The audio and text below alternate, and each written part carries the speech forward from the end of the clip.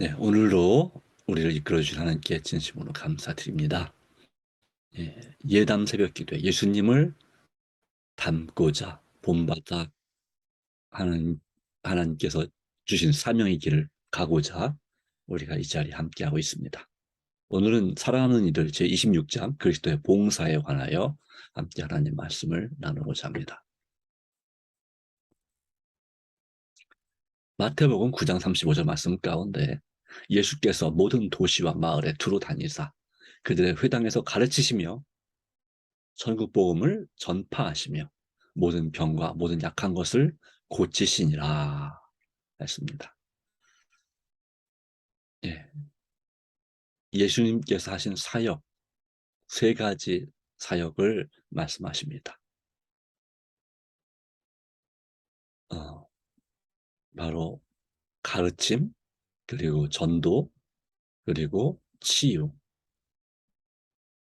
예, 바로 그것이 예수님의 주요 가르침이었습니다. 이 외에도 물론 그들과 섞이셨고 그들의 마음을 위로해 주셨고 그들의 마음의 상담을 통해서 이제 길을 열어주시는 그런 역사도 있었습니다.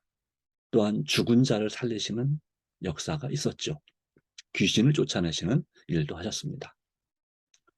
이 모든 것은 사단의 권세를 깨뜨리고 또 하나님께로 돌아오게 하는 귀중한 사역이 바로 예수님의 사역이었고 그분의 사역은 우리에게 또 제자들에게 아주 중요한 모본이 되는 그런 사역이었습니다.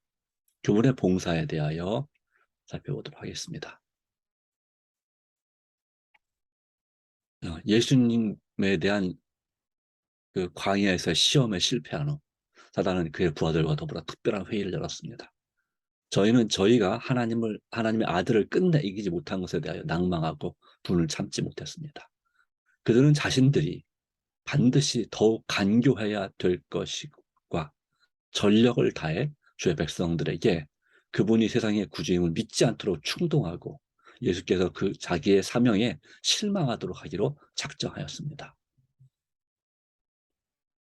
그는 유대인들이 아무리 저희의 의식과 제사에 엄격할지라도 만일 저희가 예언에 대하여 눈이 어두워 메시아는 세상의 위대한 왕으로 나타나실 것이라고 믿게만 하면 저희는 예수를 멸시하고 배척하게 될 것이라고 생각하였습니다. 살아남는 이들 202페이지의 기록입니다. 마치 그 사단의 회의를 보는 것처럼 이와 같이 기록되어 있습니다. 이건 소설이 아닙니다. 영감받은 글입니다. 그러므로 하나님께서 성령으로 감동하지 않고는 이와 같은 모습을 상상할 수 없는 것이죠. 물론 이 권위에 있어서 성경보다는 작은 빛입니다. 성령이 큰 빛이죠. 우리의 삶의 판단 기준은 성경입니다. 우리가 순종해야 될 말씀은 역시 성경 말씀입니다. 그 말씀이 최우선입니다. 이 살아남는 이들 같은 이 책들은 다른 종교 서적보다는 조금 더 권위가 더 높겠으나 더 영감받은 글이겠으나 역시 성경으로 인도하고 예수님께로 인도하는 작은 빛이고 인도자인 것입니다. 이 말씀을 통해서 이 말씀을 묵상하는 이유는 이 말씀을 통해서 우리가 더욱더 삶의 위로와 힘을 얻을 수 있기 때문에 그리고 성경을 더 밝게 이해할 수 있기 때문에 이 말씀을 함께 묵상하는 것입니다. 네, 이 사단과 그 부하들의 회의대로 유대 지도자들은 그들이 로마 제국의 압제를 당하고 있는 그 압제와 지배가 또 그 이전부터 헬라 시도 마찬가지로 그 지배가 너무 정말 부당하고 힘든 나머지 그들은 이 세상의 위대한 왕으로 나타나실 메시아, 즉 사실은 우리 성경에서 보는 재림하시는 메시아, 초림하시는 메시아가 아니라 재림하시는 메시아, 바로 그와 같은 분을 기다렸습니다.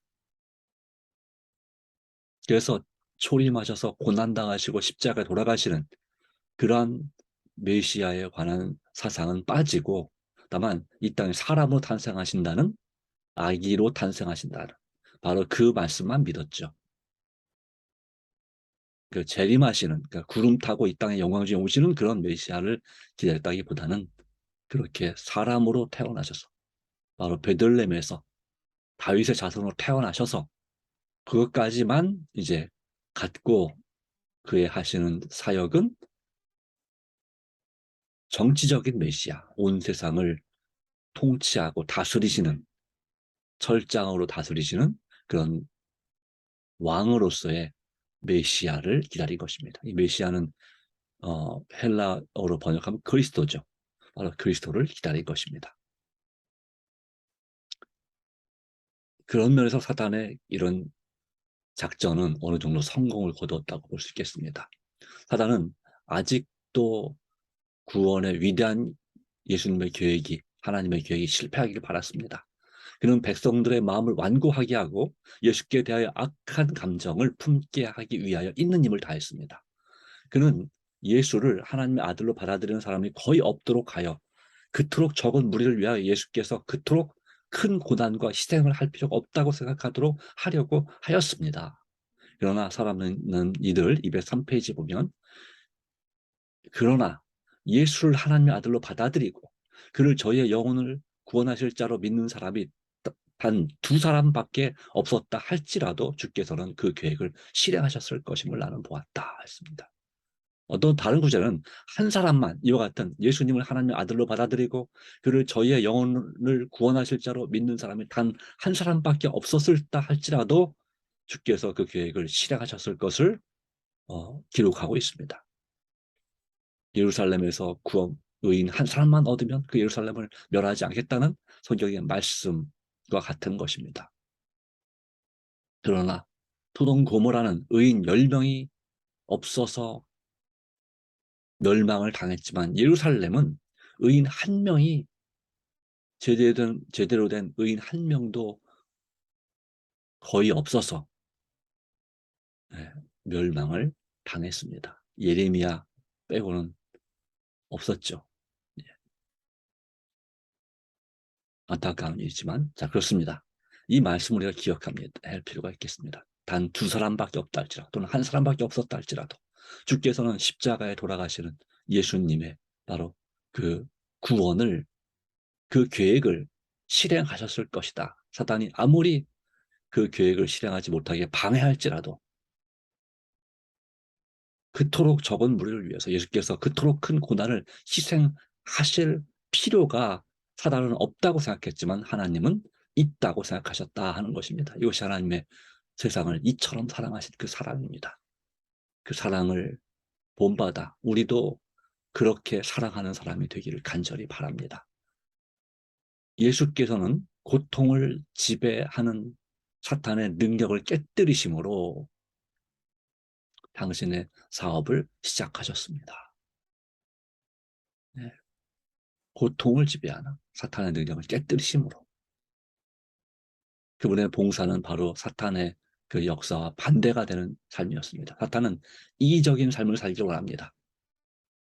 그리고 자기가 영광받기 원합니다. 그런데 예수님은, 또 하늘의 법칙은 그렇습니다. 이타적인 삶을 사는 것입니다. 그리고 자신이 영광받는 것이 아니라 하나님이 영광을 받고 다른 사람이 영광받게 또 행복하게 만드는 것이 바로, 그래서 하나님께 영광이요 사람에게 행복, 평화를 주시고자 하는 것이 하나님의 법칙, 그리고 예수님께서 하신 그 사역의 핵심입니다. 고통을 지배하는 사탄의 능력을 깨뜨리심으로 당신의 사업을 시작하셨다.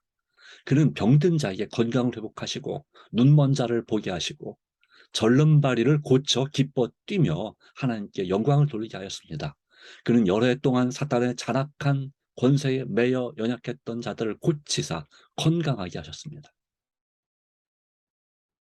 그때 그들이 얼마나 기뻐하고 감사했을까요? 물론 그들이 계속해서 그렇지 않았습니다. 그 고쳐주실 때는 감사하고 기뻐했습니다. 그러나 나중에는 예수님을 대적한 사람들도 무척 많이 있죠. 단지 어떤 사람들은 예수님께로부터 병만 치유받고자 했습니다.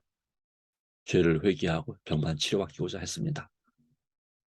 그러나 또 반면에 그 중에 적지 않은 많은 사람들은 끝까지 예수님을 따르는 그런 신앙을 고수했던, 바로 그리스도인이 된 사람들도 있었다는 사실을 우리 기억할 필요가 있습니다. 오늘날 이 시대도 마찬가지입니다. 우리가 사랑을 베풀고 또 격려해주고 도움을 줬던 많은 사람들이 하나님께 영광을 돌리고 우리에게 감사하지만 시간이 지나면 또 상황이 바뀌면 그것을 당연하게 생각하는 사람들도 있겠고 또한 불평하는 사람들도 있겠고 그래서 진정으로 감사하고 진정으로 하나님께 영광을 돌린 사람은 많지 않을 것을 그러나 분명히 있을 것을 우리는 믿음으로 바라보셔야 합니다. 그리고 그것이 우리의 봉사가 결국 헛되지 않을 것임을 예수님을 믿는 믿음을 하는 우리의 봉사가 반드시 좋은 결실을 거둘 때가 올 것임을 우리는 믿음으로 기억하고 의지해야 될 줄로 믿습니다. 하나님 바로 그 영광의 자리를 비우시고 이 땅에 사람으로 오신 예수께서는 은혜로우신 말씀으로 약한 자와 떠는 자와 낙담한 자들을 위로하셨습니다.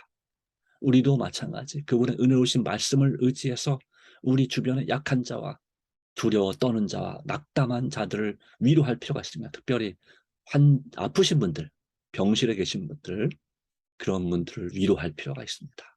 말씀으로 위로하시기 바랍니다. 사탄에게 정복되어 연약하고 고통 가운데 있는 자들을 그 굴레에서 풀어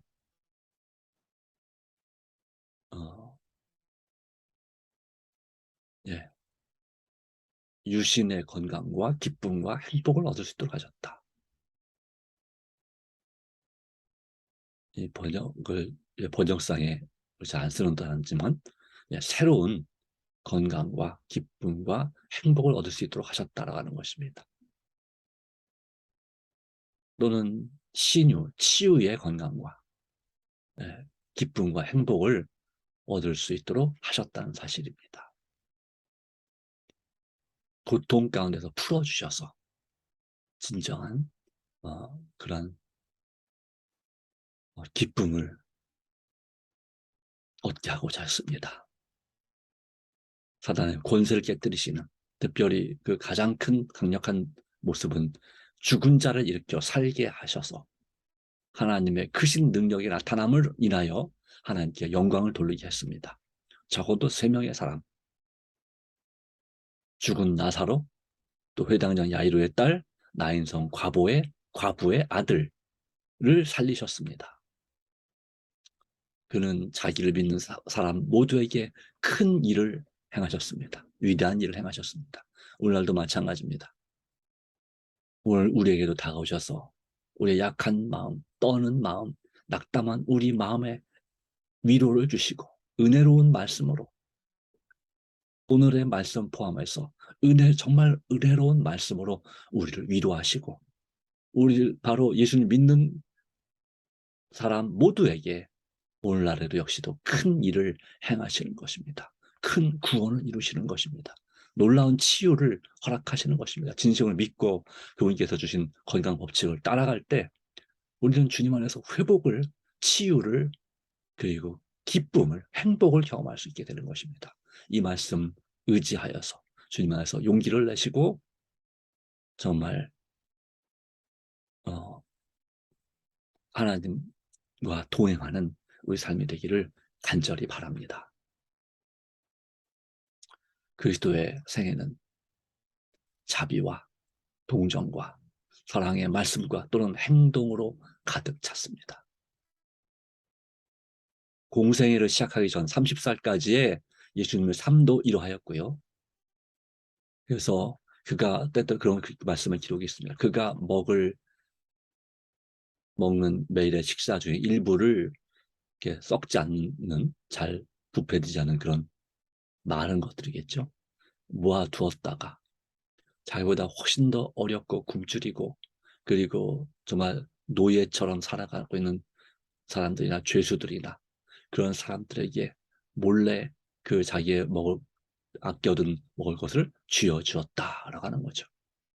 또 예수님께서는 이 다친 동물들을 치료해 주는 것, 이런 것을 기뻐하셨습니다.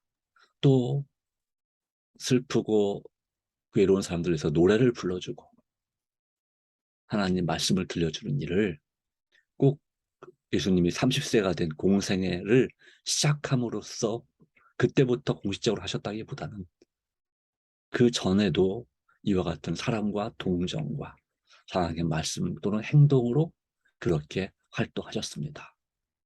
그가 아버지를 요셉을 도와서 목수일을 하면서도 대충 하지 않은 것처럼 한 사람 한 사람 그가 만나는 고객들에게 정말 위로와 희망이 되는 그러한 말로 그들을 위로하고 격려했다 하는 것이죠.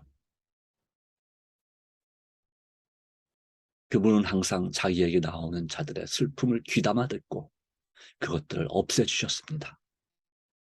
많은 사람들은 저희의 육체 안에 주의 신성한 능력의 증거를 가지고 있었습니다. 그러면서도 그 일이 성취된 후에라도 많은 사람들은 겸손하면서도 크신 설교자를 부끄러워하였습니다. 지도자들이 그를 믿지 않았기 때문에 백성들도 예수를 영접하려고 하지 않았던 것입니다. 하나님의 은혜, 예수님의 그 베푸신 은혜를 저버리는 사람들이 이렇게 많았습니다. 그분의 사랑과 동정과 사랑의 말씀과 행동에도 불구하고 그는 온갖 간고를 겪었고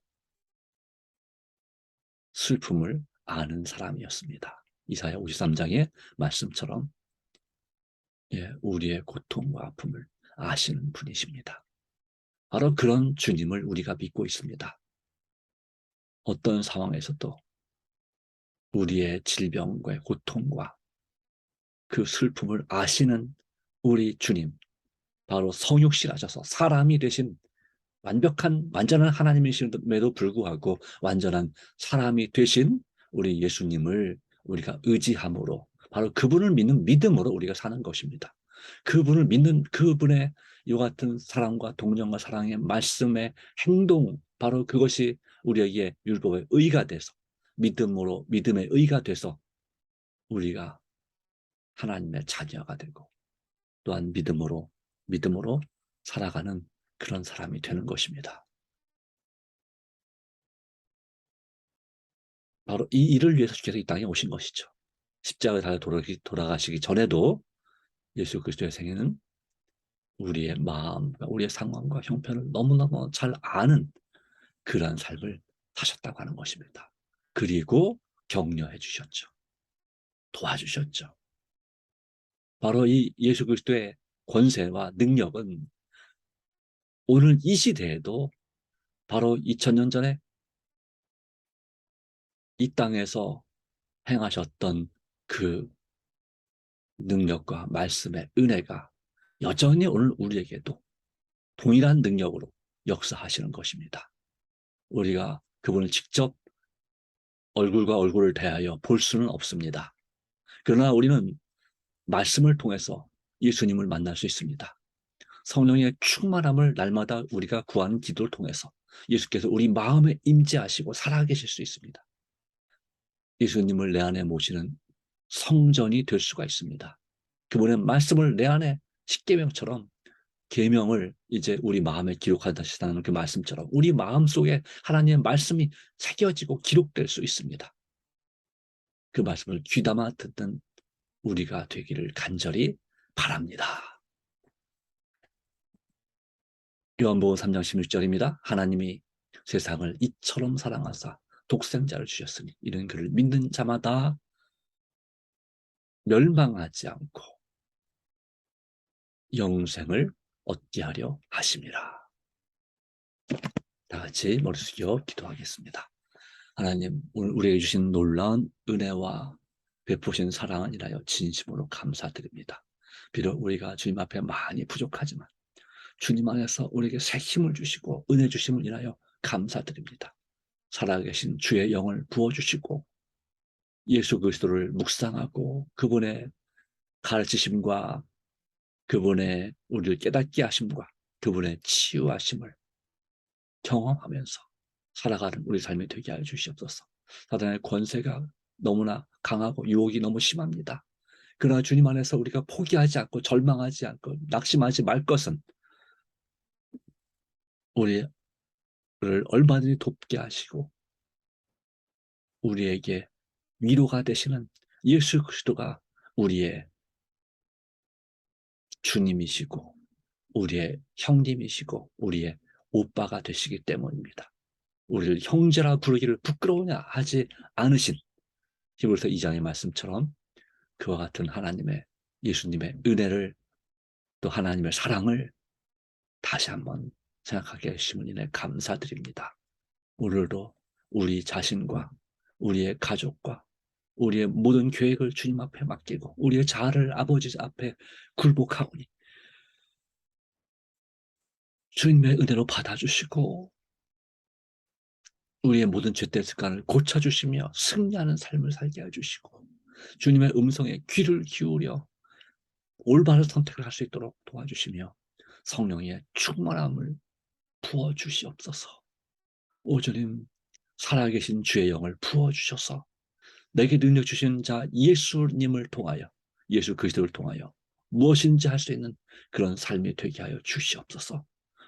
우리가 기도하는 여러 기도 제목들이 있습니다. 내가 꼭 구원하고 싶은 영혼들과 또한 우리 목장 식구들과 우리 교우들 또 내가 알고 있는 지인들과 친척들 이웃 주민들을 위하여 우리가 찾아간 단골집 고객 그 사장들을 위하여 또 고객들을 위하여 간절히 기도하게 하시고 또 특별히 전쟁으로 신음하는 불쌍한 민족과 나라가 있습니다. 오주님 또한 그건 전쟁은 아니지만 여전히 전 세계적으로 수많은 사람들이 스스로 극단적인 선택을 하고 또 사고로 죽고 또 죽임을 당하기도 하고 또 질병으로 안타깝지만 그 주 안에 잠드는 그와 같은 일이 참으로 많이 벌어지고 있습니다.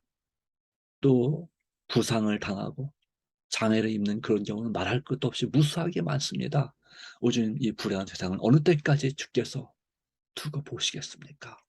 속히 예수 그리스도께서 재림하셔서 이 모든 일을 끝내주시되 간절히 간구하오니 우리 자신과 우리의 가족들, 우리가 기도하는 사람들이 멸망당하지 않고 그들이 멸망을 선택하지 않고 오직 믿음으로 구원받도록 역사하여 주시옵소서.